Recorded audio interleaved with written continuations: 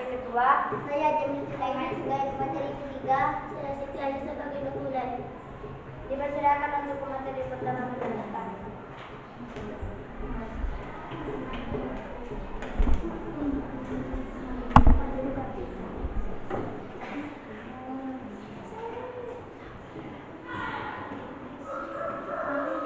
Kedatangan bangsa Barat.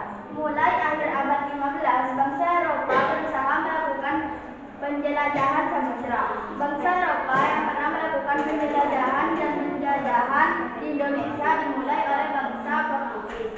Kapal mereka pertama kali mendarat di Malaka pada tahun 1511. Berikutnya ialah bangsa Spanyol yang mendarat di Tidore, Maluku pada tahun 1521.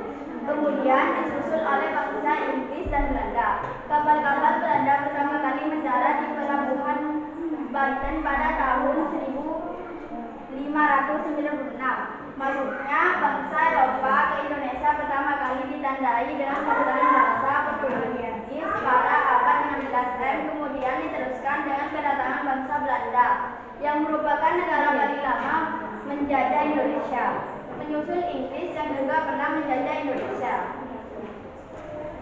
Dampak yang ditimbulkan dari penjajahan ini sangat besar pengaruhnya terhadap seluruh aspek kehidupan, terutama bagi negara yang dikuasai.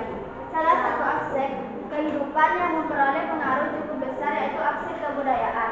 Dalam hal ini telah terjadi percampuran dan perpaduan dua kebudayaan antara bangsa pendatang dengan bangsa setempat. Hal ini dapat timbul karena bangsa Eropa telah lama menetap di Indonesia, sehingga proses interaksi antara bangsa pendatang dengan bangsa setempat hampir terjadi setiap hari.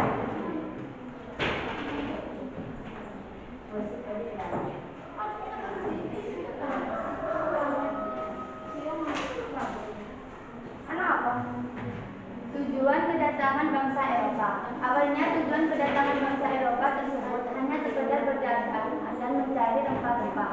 Namun tujuan berdagang dan mencari rempah-rempah berubah menjadi keinginan menguasai dan memonopoli seluruh perdagangan yang ada di Indonesia. Kemudian berkembang lagi menjadi menjajah dan memegang kekuasaan terhadap negara yang didatangi.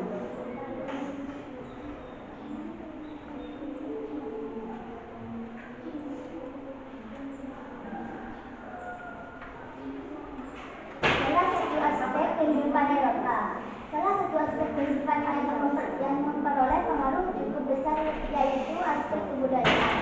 Dalam hal ini telah terjadi percampuran dan perpaduan dua kebudayaan antara bangsa pendatang dengan bangsa setempat.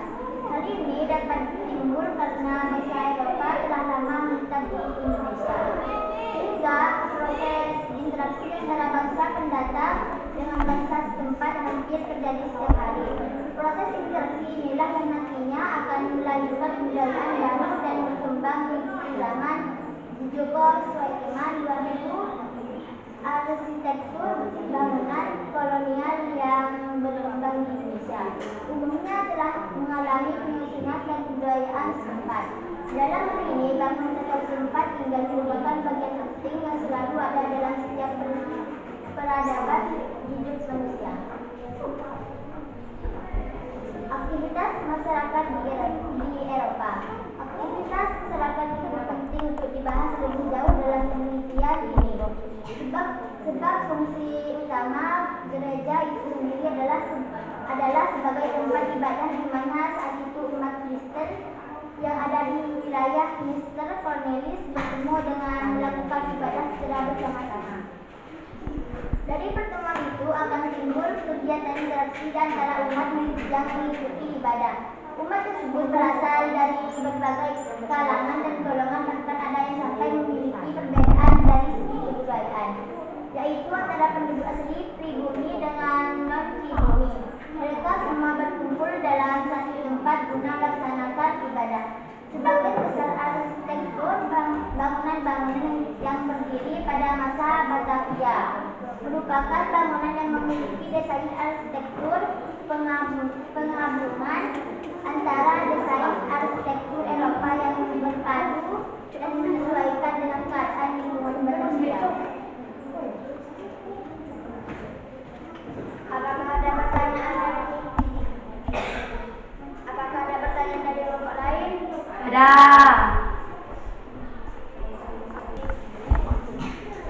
Apa dampak kedatangan bangsa Barat? Dampak yang ditimbulkan dari penjajahan ini sangat besar pengaruhnya terhadap seluruh aspek kehidupan, terutama bagi negara yang dikuasai.